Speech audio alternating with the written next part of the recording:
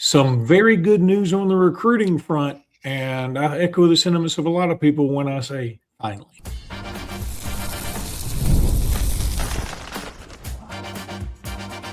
You are Locked On Bama, your daily podcast on the Alabama Crimson Tide. Part of the Locked On Podcast Network, your team every day. I'm Luke Robinson. That's Alabama internet legend Jimmy Stein. This is Locked On Bama. Thanks for making Locked On the number one sports podcast network there is. Thanks for passing 20,000 subscribers for Locked On Bama. Thanks for being a part of that. We're like into the 20,020s now. So, I mean, like, it would take a lot of y'all to unsubscribe to get us below that. I'm not challenging you. If everyone listening to the show, check and see if you're subscribed. If everyone listens to the show subscribed, we could have like 40,000. The numbers suggest we could double the subscriptions if everyone listening just clicked the subscribe button to whether it's YouTube, whether it's iTunes or Amazon, however you listen. If you hit the subscribe button, we could Zoom. We could Zoom, indeed. Now, we can't technically Zoom because we don't really know how to do that, but that's okay. No, we're 7 years or so into StreamYard, and we're just now figuring it out to some extent. You know, the internet's on computers now. So, Jimmy, there is some good news in recruiting. We're going to talk about some good feedback that we've gotten from most everybody that visited this past weekend. A lot of announcement dates this week. Or in the next 7 to 8 days. So that's wonderful. Yep. And we did get a commitment. We're going to do your roster rankings in the third segment. And we did get a commitment from Darrius White. Now, what's funny about this, so he was supposed to commit on May 29th. And then you and I were never worried about it. We're like, yeah, he's going to commit. He's going to commit. And yesterday, before he committed, we did a podcast that he's going to commit on July 4th, which is what he said he was going to do. Mm-hmm. But then he just went ahead and committed. So he put it off to take some visits, and people like Georgia and Tennessee were pushing for it. This is not, just another 3-star.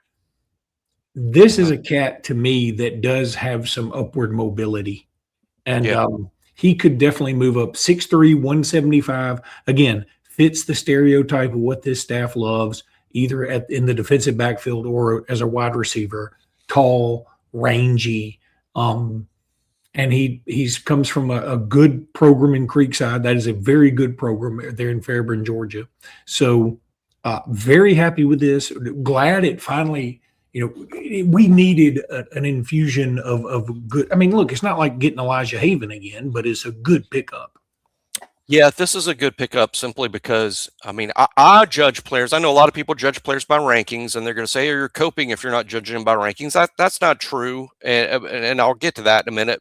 What I look at judging a specific player is, okay, if we didn't sign this guy, where would he have ended up? And if the answer is another elite Power 4 program, then we have to be pretty happy about who we got. And Darrius White could have committed, well, let's just say Tennessee probably is who came in second here.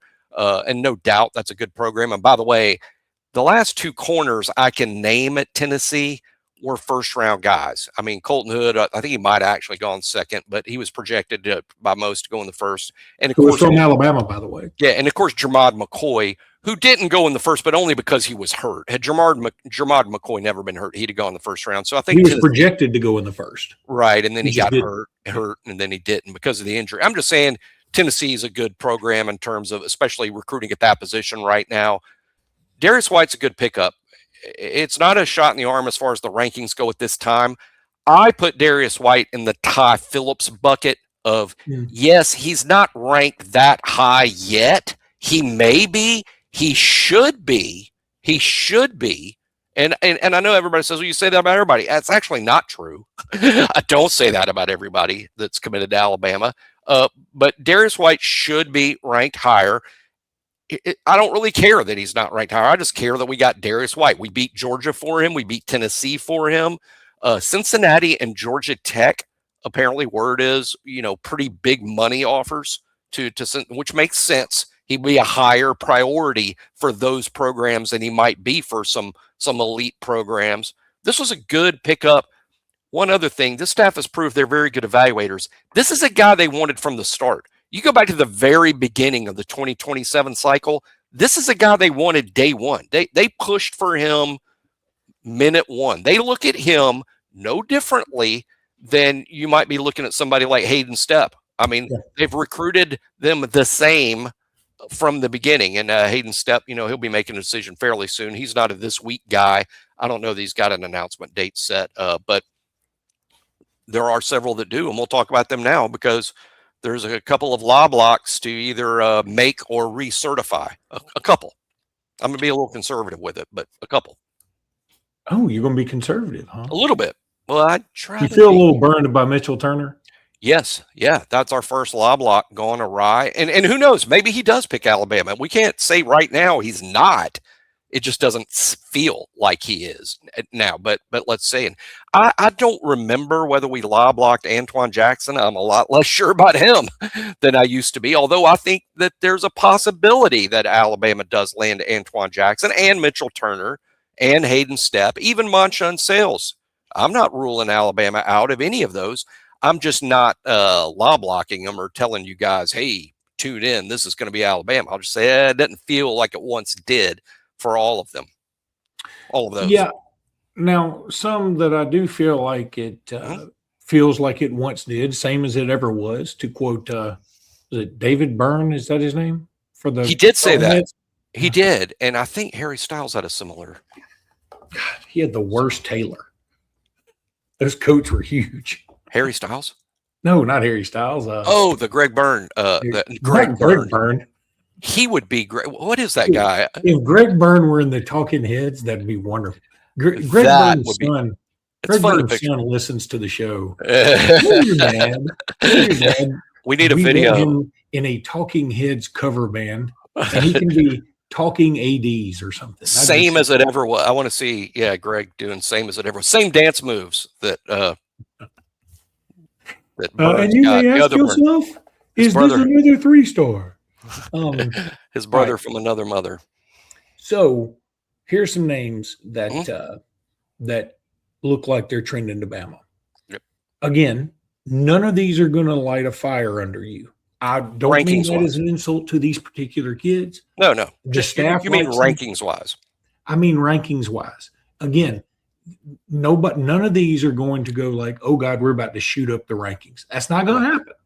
Well, I can explain that maybe they will. This complicated rankings answer, maybe they will, and I'll explain that after you finish.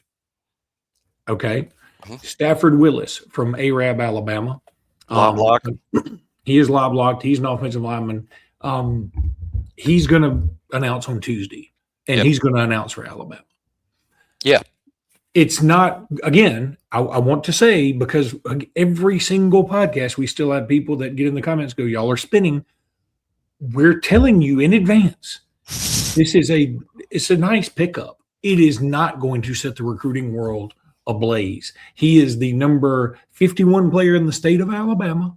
It's a nice year for Alabama. I'd say there's a serious quantity over quality.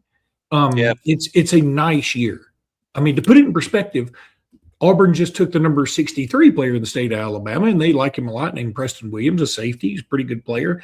But again, not setting the recruiting world on fire. I'm just letting you know that people take these dudes now because it's also budgetary. But he's also not bad. He's the number 1,076 player in the country. And he's a big kid. He's a developmental guy. I don't think there's any doubt on that. Right. But that's okay. I think that's okay. And we don't need a ton of offensive linemen this year. No, if we get Antonio Berry, who visited recently and had a great visit, wonderful. But, meanwhile, if you get you a Stafford Willis that you're like, hey, we don't need you to play now. Go over there, work out, practice, do your thing. Maybe by the time you're a redshirt sophomore, you can contribute. That'd be wonderful. My comp for him, after watching him, and you got to go in the way back machine a little bit for you younger folks. But my comp for him, and this is what I mean, this is a player he can become. I think he can become a Drew Davis. I mean, that's, Drew Davis, for those that don't remember, lower rated private school guy that committed to the Shula staff, in-state private school, low 3-star, maybe a head scratcher take for a lot of people at the time. And then he eventually, by year 5, became the starting right tackle on a national championship team, the 2009 Rose Bowl team. He's a starting right tackle. That's the kind of thing that Stafford Willis can grow into. But to me, that's sort of a comp for him. And, I'm fine. I mean, we could go into the whole 10-minute spiel again about why you take guys like this. This is a product of the new system. It's a product of the 105 rule and rev share NIL. And to nutshell in 8 seconds, it just means, hey, if you got $28 million to spend, what most programs are choosing to do is use their $28 million on about 60 to 70 guys, because it goes a lot further when you just use it on 60, 70 guys. But you still have to fill out 70 to 105 with scholarship-worthy kids who can help you. That's why this happens. That's why Texas A&M today, #1 class in the country, unbelievable list of 5 stars that they're putting together, unbelievable, great class. They have, I think, 8 3-stars committed in their class too. Why? Because Texas A&M is playing the same rules as everybody else. They got to fill out their 105. They don't give all the money to every player on the roster. They can afford to give a lot of money to fewer players because on the back end, they have less expensive players. That's how roster construction works in 2026 for everyone, not just Alabama, all the Power 4 schools. Yeah, there's no doubt about it. And we talk about it all the time. And we're going to talk some more recruiting here in just a second.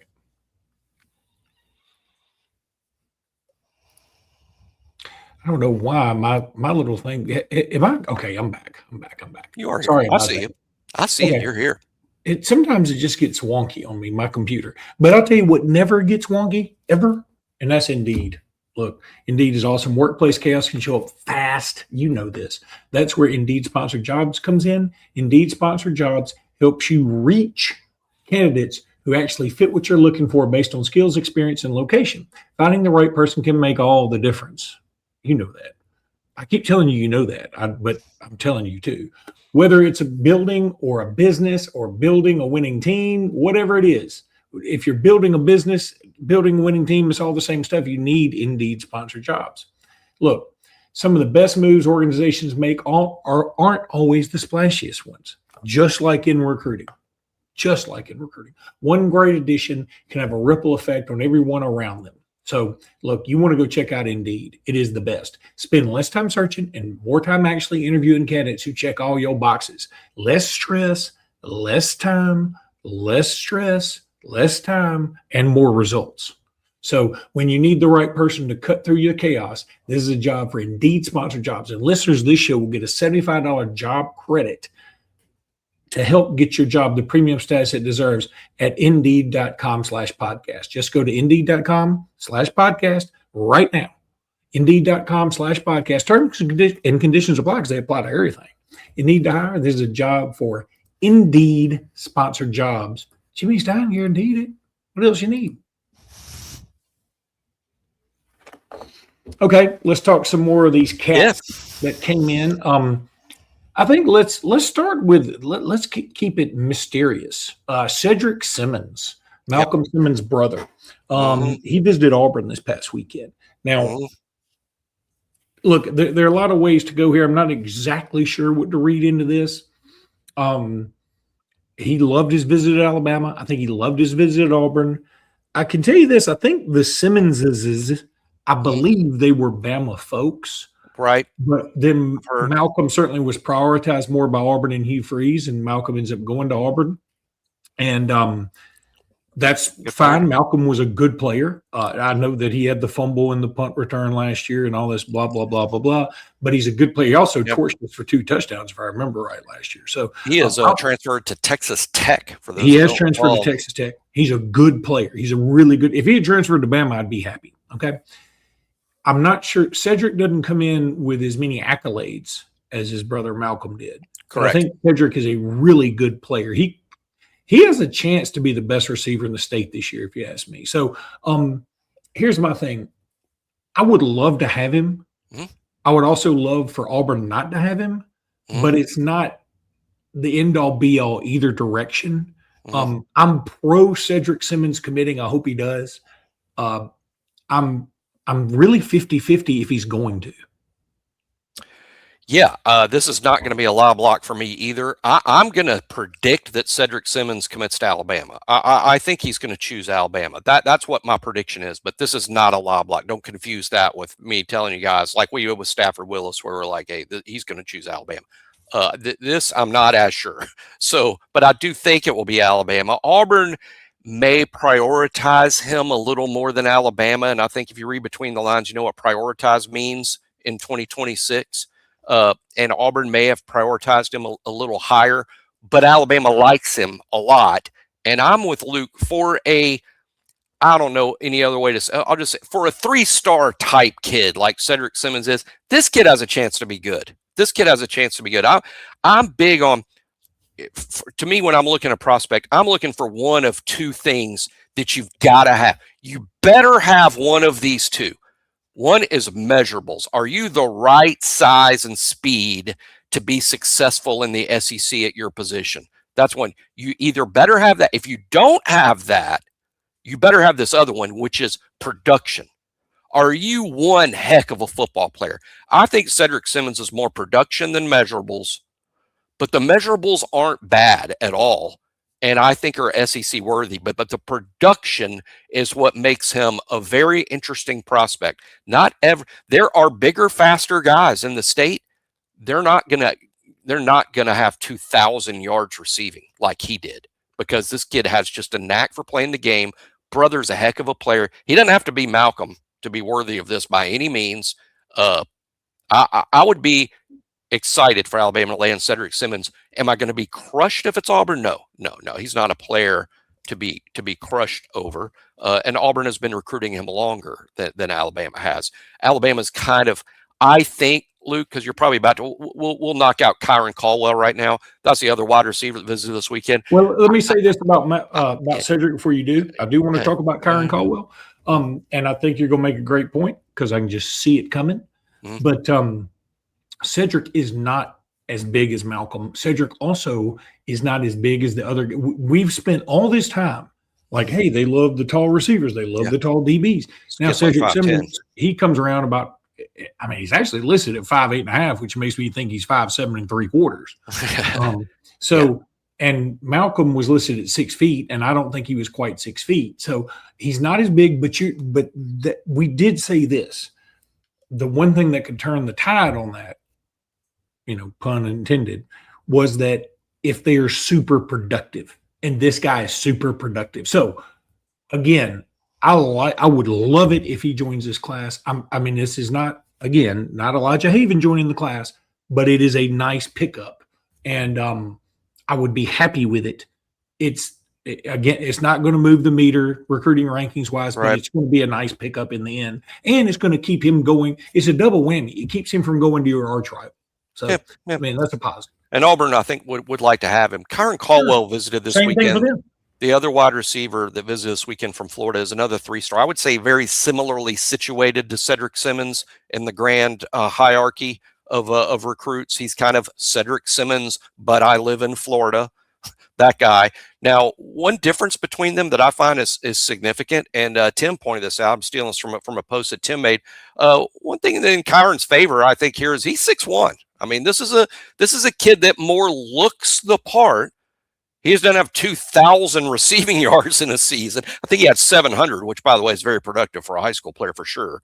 And I think Alabama is going to be very happy with Cedric Simmons or Kyron Caldwell. I think they're basically going to be cool with one or the other. It's not a both. I think it's one or the other, and probably an equally happy situation for them. Me and Luke like the Simmons kid because we are groupies for the in-state guys. We're in-state fan. Luke worked for AHSAA. I've been following in-state recruiting since I started following recruiting in the late 80s. I'm into that in-state. So we want it to work out where it's Simmons. But hey, if Simmons goes to Auburn and Alabama ends up with Caldwell, Alabama's fine with that. I think they want one or the other. And I'm 100% behind what you said. I'm open to the idea of changing my mindset in terms of do you prefer in-state versus out-of-state? And the reason being, I used to think, well, if they're in-state, they're probably more likely to, stay in advance and stay and develop and not maybe be homesick and yada, yada, yada. See, using Cedric Simmons' brother is a great testament to this. Yeah. Malcolm Simmons played at BRHS either his last 2 years or his senior year. I can't remember. I think maybe his last 2 years. I can't remember. But he was living in Alexander City, couldn't be any closer to Auburn. Everything's great. He's actually doing really well at Auburn. Everything's fantastic. And he leaves for Texas Tech. So my point is, anybody can leave anytime for any reason. And so the in-state thing, while I still love it in my heart as a nostalgic thing, it's not as important as it once was. Well, I'm all for getting an out-of-state player that's better than your in-state option. I'm 100% for best player gets the spot at Alabama. I don't care where he's from. Best player gets a spot. But a quote, I don't think I've ever shared this on the show. This is many, many, many years ago. This is not recent. But I do know this quote from inside the walls one time when our assistants were looking at several kids and we brought in a new assistant and they're going over the kids committed. And there's a kid committed from multiple states away, a Midwest kid committed, and the new coach that just gets here looks at the film of the guy and says, "Why'd you go that far to get that? I could find 3 of him in Alabama. Yeah, I can find 3 of him in Alabama." And I've always remembered that thing because that's what sticks with me. Who was it? Can you tell us who it was? No, I'm not gonna do that. Can you tell us what it rhymes with? No, I'm not going to do that because I'm not talking about any particular kid. And by the way, the kid didn't prove to be a great player here. That part, it was a long time ago, so it wasn't anything recent. I just tell the story to say that's how I feel about the in-state versus out-of-state guys. I'm all for going to get really good players from somewhere else if they're really good, but don't go get an out-of-state player when you can get the same kid for the same cost here. Why would you do that? Because you're more likely, by the way, to go back to Selma to get a kid than you are to go to Illinois and get a kid from that high school again. Yeah. So that's why you would do that. That is interesting. You think about now, I mean, Saban was so nationwide and we're still pretty nationwide, but you think about all the times, like Saban almost got somebody from every state outside of Alaska, it felt like. Yeah. But how many times have we gone back to Minnesota to get somebody? You know? That's so true. And again, it just goes to show Saban's the best to ever do it. It's the best to ever do. It wasn't perfect. It wasn't even close to perfect because it never can be perfect. Yet as fans, what do we want? Some level of perfection here. It's just an imperfect science. What's the best organization right now in the NFL? Do they hit on every draft pick? No, not even close. The bad ones miss on every prospect. That's true. Like the Browns are going to miss. I mean, the Browns are going to Raiders. Miss. The Rams, I think, are a good organization, but they miss sometimes. Going to talk a little Odoo now. Look, love Odoo. I mean, look, they're a big deal, y'all. I mean, I've heard advertising from them everywhere, and so we're so thankful they're advertising with us because I love it when we have big deal companies like this. Running a business shouldn't feel like you're trying to connect a bunch of systems that were never designed to work together. One app for accounting, another for inventory, another for sales, and somehow none of them want to talk to each other. That's where Odoo comes in. Odoo is an all-in-one business management software that brings every part of your business together in one powerful platform, from sales and accounting to inventory and marketing. Odoo is there for you. Everything works in one place, helping your team move faster, stay more organized, and focus on growing the business instead of managing software. Nobody wants to do that. Odoo's got it handled. The best organizations know that success isn't just about talent. It's about having everyone working towards the same goal. And that's true in sports, just like it is in business, just like it is in recruiting. Great organizations win because operations matter. And that's why you should get Odoo. Try for free today at odoo.com/lockedon. That's odoo.com/lockedon. odoo.com/lockedon. Odoo wants to help you guys. So let's get on it with Odoo. Want to remind everybody to check out our Everydayer Club, which is lockedonbama.supercast.com. It's $5 a month, $50 for the year. It's so much fun. By the way, shout out to our boy Michael Asian Jimmy Southern, who had his birthday yesterday. I'm assuming 29. He's 29. It doesn't really work with men the way it works with women like that. Like, yeah. I think, well, I'm 56. I don't care about telling people how old I am. I I'm 53. I don't care at all. Yeah. I don't care at all. In fact, like, people probably surprised here. I'm 56. They're like, I thought that guy was Mr. Burns. He's only 56. Because I do have a baby face. Like, I can't even, like, this is 2 days of non-shaving. That's pathetic. And I have the body of a swimmer, not like in a good masculine way, like in a I don't have any hair on my body kind of way. And it is weird. But I telling people I'm 53 helps me now because I look young, but then when they see me, they're like, oh my God, his back must be killing him. And I'm like, I'm 53. They're like, oh, that explains it. He's just weak and old. He's not weak and young. I don't know. Maybe that doesn't help. I thought it would. I thought I've got a hairless swimmer. I've got a hairless swimmer story. I was when I was practicing law, doing a lot of custody stuff. There would sometimes be drug tests ordered, and I represented mom, and so there, we're in the judge's office because I asked for dad to be drug tested, and then dad couldn't be drug tested because we get word back from the drug test facility. We had to be right back in the judge's office. Me and the lawyer, were right back in the judge's office because they couldn't test the guy because he had shaved all the hair on his body. All of the hair on his body. Like, why would you do that before your hair follicle drug test? And the lawyer for the dad looked at the judge straight face and said, Judge, you see, he's a competitive swimmer. And I said, Judge, can we just hold a hearing where we push his ass in the pool? I bet he sinks. I bet he sinks. That's exactly what I think he's going to sink. Dog I think he sinks. Jimmy, but anyway. Yeah. Oh my gosh. Jimmy is frozen, but I froze for a second. No way. We're back. No way. Did I freeze momentarily? Maybe I just froze. It's hard to tell whose internet's going in and out. We both have the same. We're old. We're on the same server, I think. We're also old. We could literally freeze at any second because we're old. Just ice cold blood. All right. So roster countdown, Jimmy, who you got today? Yeah. And let me tell you, it's apropos of what's happening this week. How about a 3-star, no other offer, didn't have to give him a lot of money, last second guy that in only 4 months on the team, I already rank him the 44th best player on the whole roster, and that's Trey Brown, the running back from Texas. He had a buzz-filled spring. One thing about Trey Brown, I'll say, there's other running backs on the roster right now, older kids that play in the games.